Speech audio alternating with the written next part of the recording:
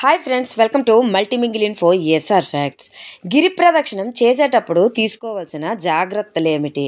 గిరి ప్రదక్షిణం చెప్పులు లేకుండా చేయాలి. బరువు ఎక్కువ ఉన్న వాటిని మీకు కూడా తీసుకువెళ్ళకండి, అంటే ఎక్కువగా లగేజ్ సంచులు లాంటివి. గిరి ప్రదక్షిణం 14 కిలోమీటర్ల దూరం ఉంటుంది. ఉదయం పూట గిరి ప్రదక్షిణం చేయడం చాలా కష్టతరం అవుతుంది, ఎందుకంటే చాలా వేడిగా ఉంటుంది కాబట్టి 9 లోపల ముగించడం అయితే మంచిది. గిరి ప్రదక్షిణం పౌర్ణమి రోజు ఎక్కువ మంది చేస్తారు కాబట్టి అప్పుడు చాలా క్రౌడ్ ఉంటుంది. జాగ్రత్తగా చూసి గిరి ప్రదక్షిణ చేయడం మంచిది.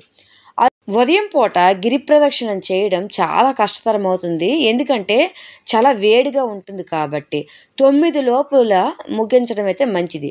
గిరి ప్రదక్షిణం పౌర్ణమి రోజు ఎక్కువ మంది చేస్తారు కాబట్టి అప్పుడు చాలా క్రౌడ్ ఉంటుంది. జాగ్రత్తగా చూసి గిరి ప్రదక్షిణ చేయడం మంచిది. అరుణగిరి ప్రదక్షిణ మొదలుపెట్టాక ఎలాంటి కోరికలు కోరరాదు. ప్రదక్షిణ నిష్కామంగా కొనసాగించాలి. ఎటువంటి కోరికలు కూడా కోరరాదు. చిల్లర తీసుకువెళ్ళడం మర్చిపోవద్దు.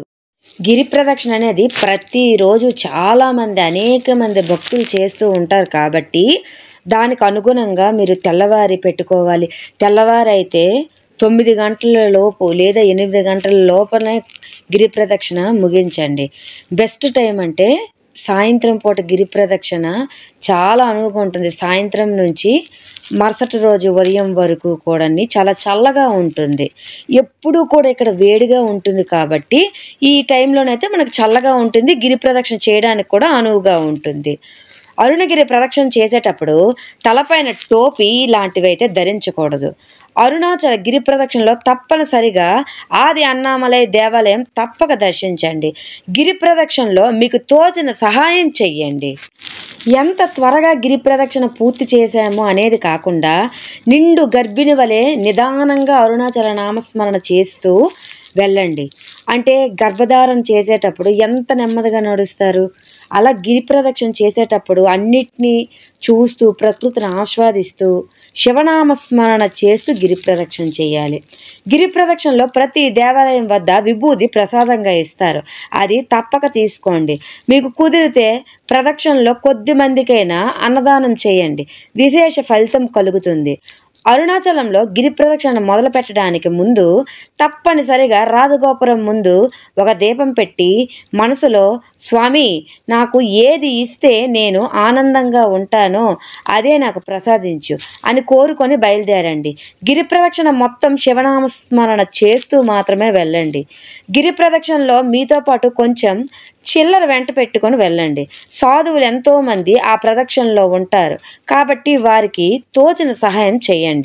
గిరి ప్రదక్షిణ మొత్తం తారు రోడ్డు కాబట్టి వీలైతే ఉదయం 10 గంటల లోపు పూర్తి చేయండి.